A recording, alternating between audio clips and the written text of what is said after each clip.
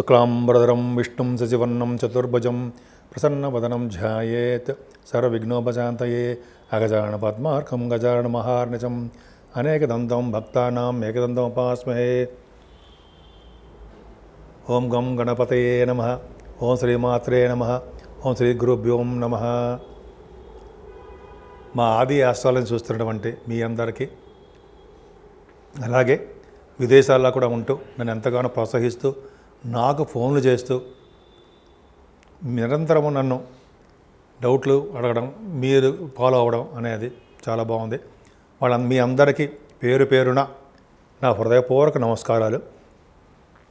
అలాగే మా ఆది ఆస్ట్రాలజీ తరపు నుంచి నేను మీ వాడ్రేవాది నేను చెప్తున్నాను. నేను వాడ్రేవాది, నేను ఆది ఆస్ట్రాలజీ నుంచి మాట్లాడుతున్నా. సో ఈ మన జాతకాల గురించి చెప్పుకుందామండి.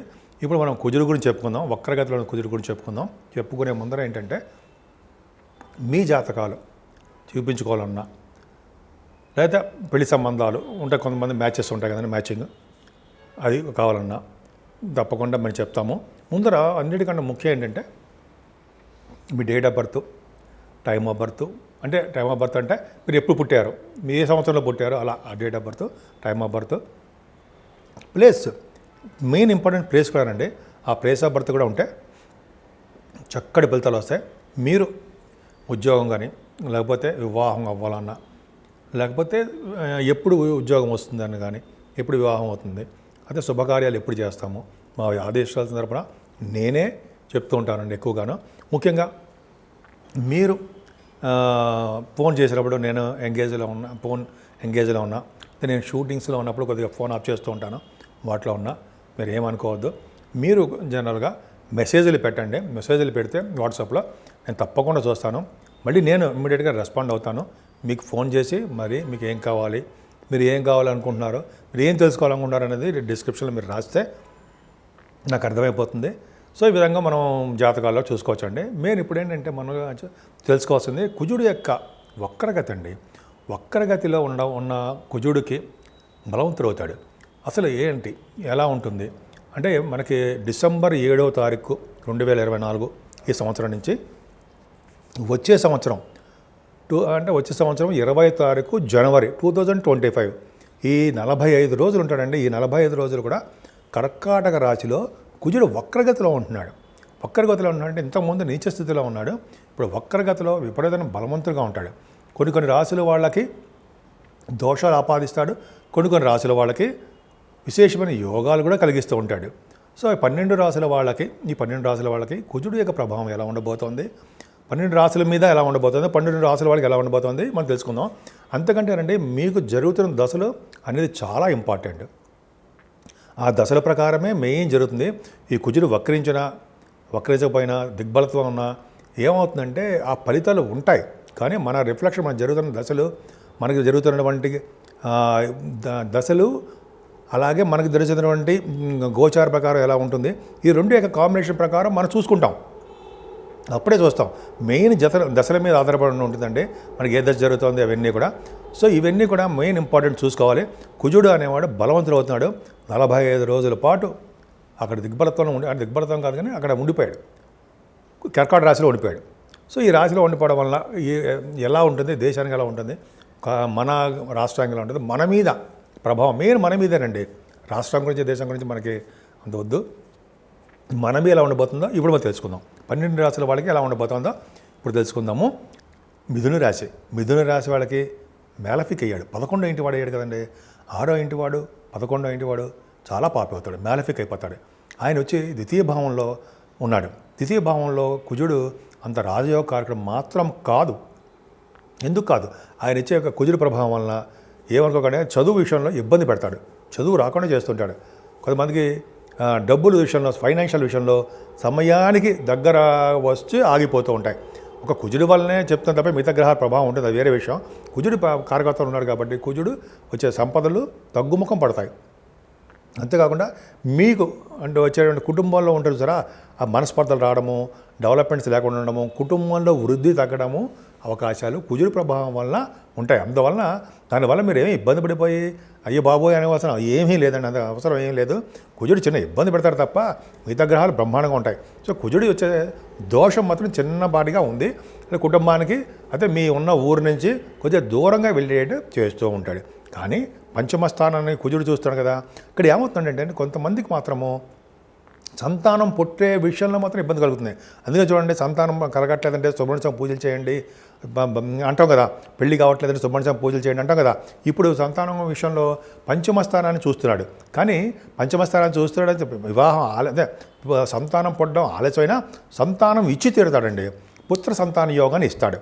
ఆయన స్పోర్ట్స్ రంగంలో కూడా బాగా రాణించేటి చేస్తూ ఉంటాడు. స్పోర్ట్స్ రంగం కుజుడు కారకుడు అవుతాడు కదా, స్పోర్ట్స్ రంగానికి అద్భుతంగా ప్రతిభ కనపరుస్తారు. అలాగే ఈ పంచమస్థానం బాగుందంటే ఈ షేర్ మార్కెట్ అంటారు సార్, స్టాక్ మార్కెట్లో కూడా విశేష ప్రతిభ కనపరుస్తారండి. ఈ కుజుడు కారకత్వంలో ఉన్నటువంటి వీటిల్లో మీరు ఇన్వెస్ట్మెంట్ చేసుకునే వీటిలో అంటే ఎలక్ట్రిసిటీ, ఎలక్ట్రానిక్స్, కంప్యూటర్స్, భూములు అంటాం కదా. మీ జాతక ప్రకారం చూసుకోండి. నేను ఎవరిని ప్రోత్సహించట్లా ఆడండి అని. ఒకవేళ చేసి మీరు ఆ ఫీల్డ్లో ఉంటే మీకు ఈ 45 రోజుల పాటు కుజస్తంభం ఉంది కాబట్టి ప్రాబ్లమ్స్ ఉంటాయి కుజుడు స్తంభించకపోవడం వల్ల. కానీ పంచమ స్థానాన్ని చూడడం వల్ల అవి సంపదలు కలగడానికే ఎక్కువ అవకాశాలు ఉన్నాయి. చిన్న చిన్న ఇబ్బందులు కలిగిస్తాడు, వాటి మాత్రం మర్చిపోకండి, డెఫినెట్గా సక్సెస్ అవుతారు. అష్టమ భావం కూడా చూస్తున్నాడు కదా, అష్టమ భావం చూడడం వల్ల కుజుడు అష్టమ భావం చూడడం అంత మంచిది కాదు. అనారోగ్య సమస్యలు, చిన్న మానసిక ఇబ్బందులు, కొన్ని చిన్న ప్రాబ్లమ్స్ ఇంట్లో కానీ బయట కానీ, శారీరకంగా ఇబ్బంది పడడము, మెడిసిన్స్ వాడడము, అలాగే డాక్టర్స్ కన్సల్ట్ చేయడము అందరికీ కాదండి. మీ జాతకాల ప్రకారము మంచి దశలు జరుగుతుంటాయి. ఇది నేను చెప్పేది మాత్రం కొంతమందికి వాళ్ళ జాతకాల రీత్యా, అందరికీ కాదండి, ఎవరికి కూడా ఇవేం ప్రాబ్లమ్సే ఉండదు. ఏ ఒక్కరిని ఉద్దేశం చెప్తుంది మాత్రం కాదు, తెలుసుకోవడం కోసం మాత్రమే. దానివల్ల మనం ఏదైనా శ్రద్ధ తీసుకుని పూజలు చేసుకుంటే మన ఆరోగ్యం బాగుంటుంది అని చెప్తున్నాను, అంతే, ఏం పర్లేదు. కుజుడు అష్టమ భావాన్ని చూసినా కూడా ఆరోగ్యంగానే ఉంటారు, దాన్ని భయపడాల్సిన అవసరం లేదు. కాబట్టి ఆరోగ్యం పట్ల శ్రద్ధ వహించండి. తర్వాత భాగ్యస్థానం కూడా చూస్తున్నాడు ఆయన, భాగ్యం వృద్ధి అవుతుంది, అదే డౌట్ లేదు, భాగ్యం వృద్ధి అవుతుంది. మీ కొంతమంది ఫారిన్ కంట్రీస్ వెళ్ళడము, విదేశాల్లో సంపాదించుకోవడము, ఎడ్యుకేషన్ రీత్యా, అలాగే వ్యాపారాలు, కుజుడు కారకత్వాలు ఉండే వ్యాపారాలు, అవన్నీ కూడా మీకు సక్సెస్ రేట్లు ఉంటాయండి. విదేశాలు వెళ్తారు, మీ వ్యాపారాభివృద్ధి కలుగుతుంది. భూముల వలన మీకు సంపదలు కలుగుతాయండి, భూలాభము కలగడానికి అవకాశం ఉంది.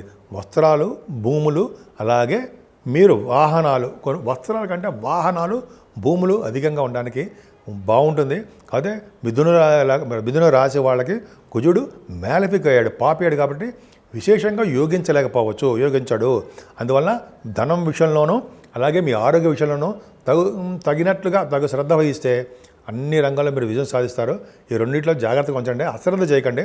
మీ ఎడ్యుకేషను అవన్నీ పక్క పెడతాం.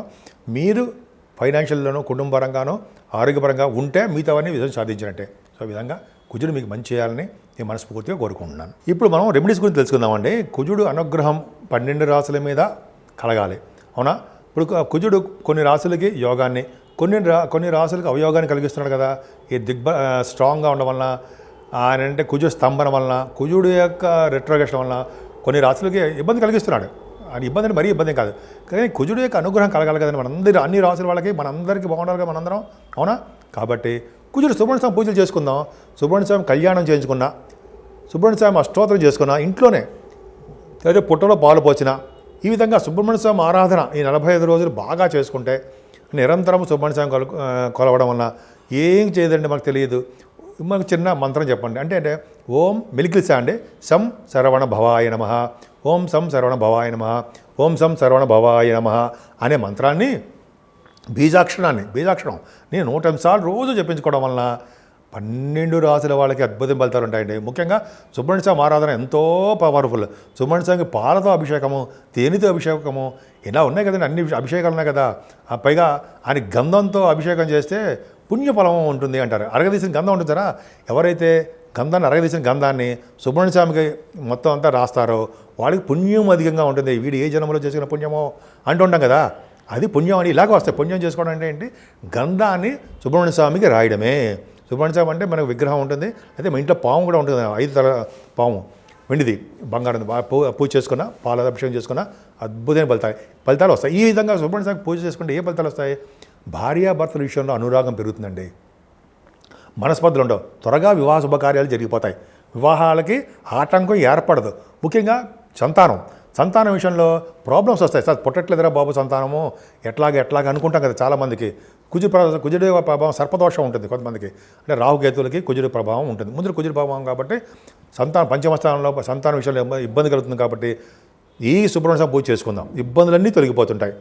అలాగే ఇంకా చెప్పాలంటే ఈ కొంతమందికి ఉద్యోగాల భద్రత ఉండదు, ఉద్యోగాల కోసం కూడా ట్రై చేసే వాళ్ళకి, విదేశాలు వెళ్ళడానికి ట్రై చేసే వాళ్ళకి, ఇలాగ అన్ని యాంగిల్స్ చూసి అంటే అన్నిటి ప్రభావం యొక్క కుజుడే కారకుడవుతాడు. ముఖ్యంగా సంతాన విషయంలోనూ, భార్యాభర్తల విషయంలోనూ, భార్యాభర్తలు విడగొట్టాలన్నా కలపాలన్నా కూడా ఆయనే కారకుడవుతాడు. పైగా ఇంకా చెప్పండి వివాహ శుభకార్యాల్లోనూ అనేక రకాలుగా యాక్సిడెంట్స్ కాకుండా ఆయన మరి రోడ్డు ప్రమాదాలు కలగడానికి, యాక్సిడెంట్ కలగడానికి, బోన్స్ తిరగడానికి, రక్తం కారడానికి, ఇవన్నీ కారకుడు ఆయనే కదా. అవన్నీ కాకుండా సర్వదా రక్షగా ఉంటాడు సుబ్రహ్మణ్యుడు. కాబట్టి సుబ్రహ్మణ్య స్వామి ఆరాధన ఎంత చేసుకుంటే అంత అద్భుతమైన ఫలితాలు ఇస్తారండి. కుజస్తంభం కాబట్టి చెడు ఫలితాలు ఎక్కువ, అంటే ఆయన బాగా రిట్రగేషన్లో ఉన్నాడు కాబట్టి ప్రాబ్లమ్స్ క్రియేట్ అవుతుంది. మనకేం చేయడు, మన రాష్ట్రానికో వేరే రాష్ట్రాలకు చిన్న చిన్న మనస్పర్ధలు వ్యవసాయం వస్తుంటాయి, అది పక్క పెడదాం. 12 రాసుల వాళ్ళకి బాగుండాలని, అద్భుతంగా ఉండాలని, ఇటు యోగం చేసినా యోగం చేయకపోయినా కుజుడి యొక్క ప్రభావం వలన, కుజుడి యొక్క సుబ్రహ్మణ్య స్వామి ఆరాధన వలన 12 రాసుల వాళ్ళకి ఆయన యొక్క చల్లని చూపులు, ఆయన యొక్క దీవెనలు కలగాలని, ఆయన దీవెన వల్ల మనందరం సుఖ సంతోషాలతోటి, ఆరోగ్యాలతోటి ఎప్పుడూ అద్భుతంగా ఉండాలని, ఉంటారని నేను మనస్ఫూర్తిగా కోరుకుంటున్నాను.